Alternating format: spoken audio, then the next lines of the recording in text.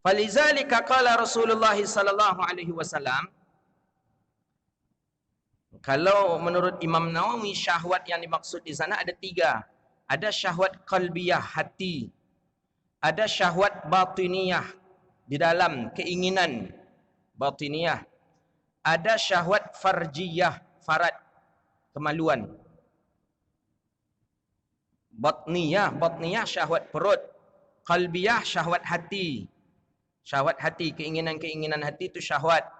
Batniyah perut, nak makan makanan lemak taruh hijau. Itu syahwat juga itu. Ketika berbuka puasa, kita ingin semuanya kita beli. Nak salah lauknya ada, nak apa lagi? Nak air kelapanya ada, nak rumput lautnya ada, apa lagi? Rumput pun dimakan orang, sampai kelapa pun dimakan orang. Rumput lautnya itu batniyah itu. Ketika dimakan cuma satu saja yang dimakan, salah lauk tadi. Yang lainnya tidak dimakan lagi. Farjiyah, syahwat farjiyah, syahwat kemaluan. Hubungan suami istri itu dengan adanya syahwat. Jadi kalau ada orang mengatakan, saya tidak ada lagi syahwat saya ustaznya, berarti malaikat lah. Karena selagi dia insan, selagi dia makhluk, dia punya syahwat. Pilihlah salah satu syahwat yang tiga. Mungkin ke istrinya dia tidak ada syahwat, berarti syahwat farjiyah dia yang tak ada. Tapi makan kan nio je makan lemak baru, berarti syahwat batniyah. Oh, syahwat batniyah. Tapi keinginan untuk memakai pakaian baru ada, memakai kain sarung yang rapi, ada keinginan itu. Memakai mobil baru, ada keinginan. Berarti dia punya syahwat qalbiyah. Jadi syahwat itu ada tiga kata Imam Nawawi. Ada syahwat qalbiyah hati, ada syahwat batniyah perut, ada syahwat farjiyah kemaluan. Jadi kalau kawan kata dia tak tertarik lagi dengan perempuan umpamanya, berarti hilang satu syahwatnya. Syahwat apa namanya? Syahwat farjiyah namanya. Itu dia. Tapi kalau dia secara langsung mengatakan, saya tak ada syahwat lagi ni ustaznya, berarti malaikat lah yang ada. Itu dia. Mungkin syahwat farjiyah yang tak ada, tapi syahwat farui jarang, orang-orang jarang ini. Yang paling yang kena itu dari penyakit seperti diabetes. Wa'iyadzubillah, mudah-mudahan Allah sehatkan kita selalu. Biasanya terkena orang-orang diabetes di syahwat yang ketiga ini. Syahwat farjiyah.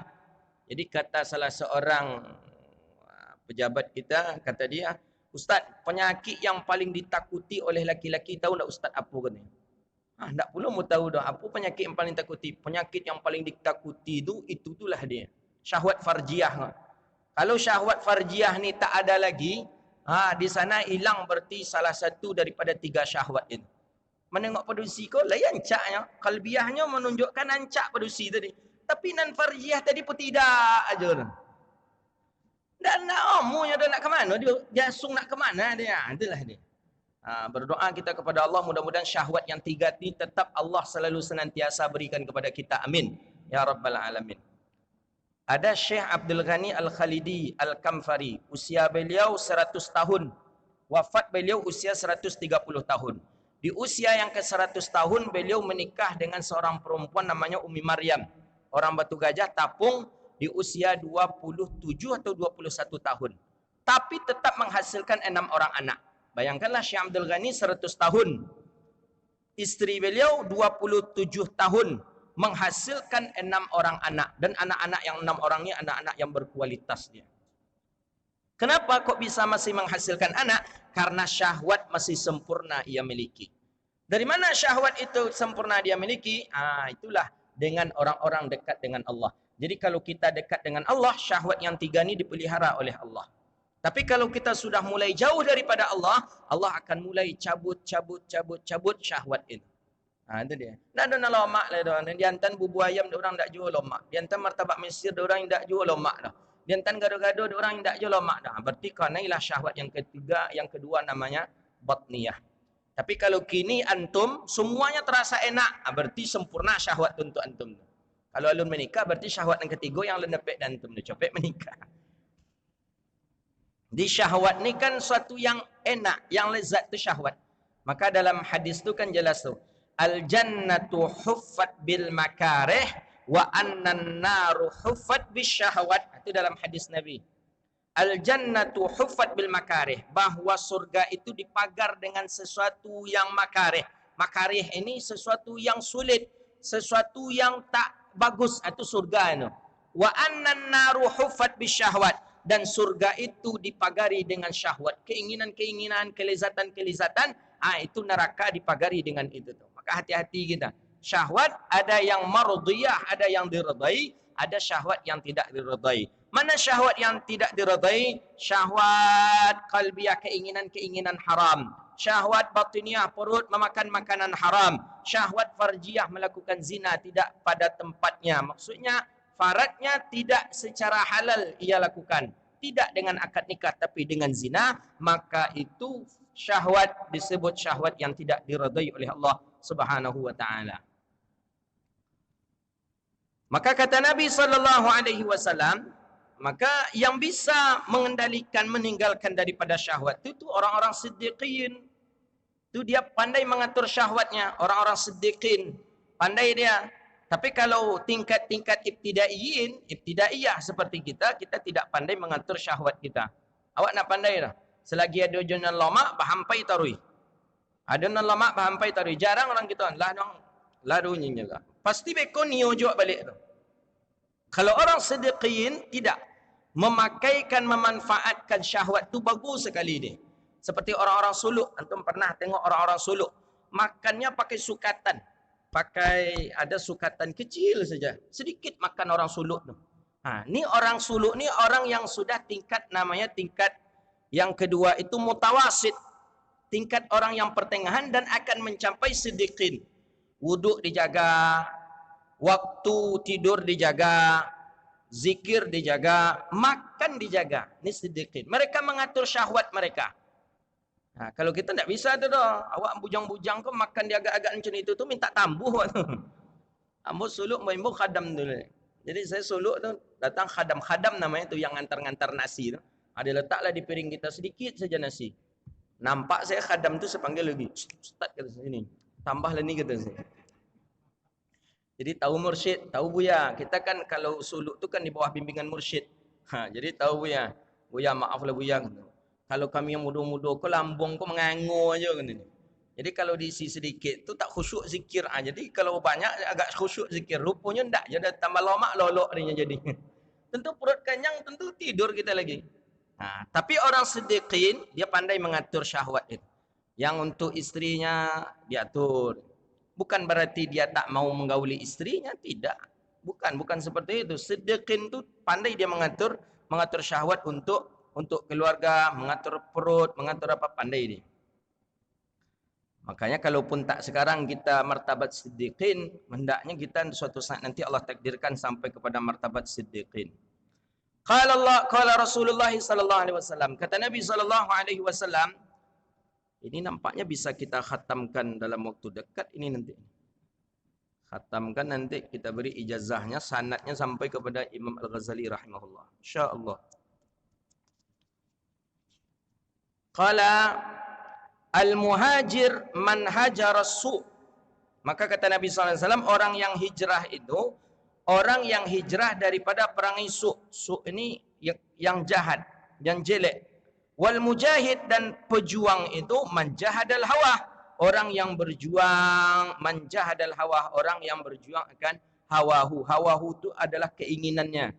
Itu orang yang berjuang. Bisa dia mengendalikan keinginan-keinginan, berarti orang tadi termasuk orang yang berjihad atau orang yang bermujahadah atau orang yang bersungguh-sungguh. Itulah dia. Maka disebutkan oleh Imam Nawawi rahimahullah, nukilan junudun nafsi asyaratun. Tentaranya nafsu itu ada 10.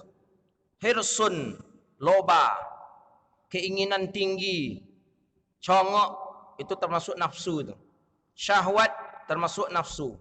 Syuh, kikir, termasuk nafsu. Raghabah, keinginan-keinginan, itu termasuk nafsu. Ingin menguasai termasuk nafsu. Keras hati termasuk nafsu. Buruk perangai termasuk nafsu.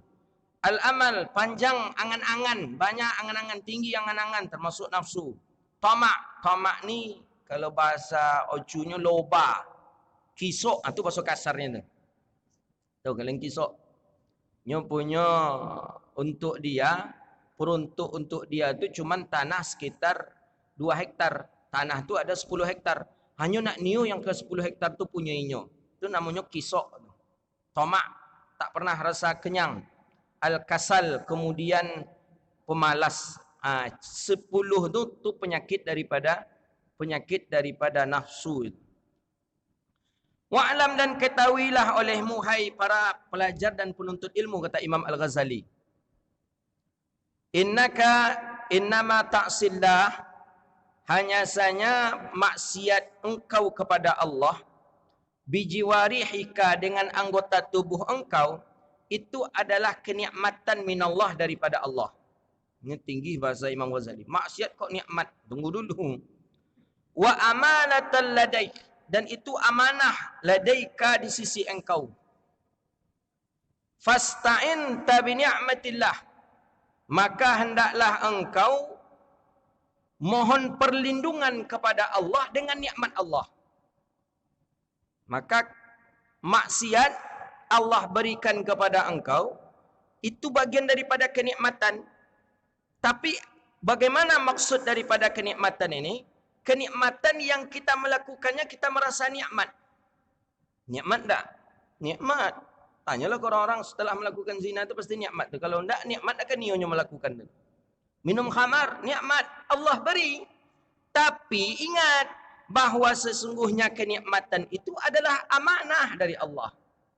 Maka kalau amanah, fasta'in bi ni'matillah, maka minta tolonglah kepada Allah agar kita amanah dengan nikmat Allah. Jadi nikmat yang maksiat tadi tidak amanah. Nikmat yang diberikan oleh Allah kepada kita tadi itu tidak amanah. Maka oleh karena itu maksiatuhul ghayatul kufr, bahwa ujung daripada maksiat itu adalah kekufuran. Maka orang yang melakukan maksiat dia termasuk orang yang kufur. Kenapa? Karena dia tidak amanah menggunakan nikmat Allah. Itu dia. Jadi orang-orang maksiat itu termasuk orang kufur. Dia tidak amanah dengan menjaga nikmat daripada Allah Subhanahu wa taala. Wa khiyanataka fi amanah, dan khianat engkau di dalam amanahnya Allah. Taat bagian daripada amanah. Maksiat, nikmat bagian daripada amanah. Tapi ketika amanah itu tidak engkau jaga, maka engkau menjadi orang yang kufur di atas nikmat Allah Subhanahu wa taala.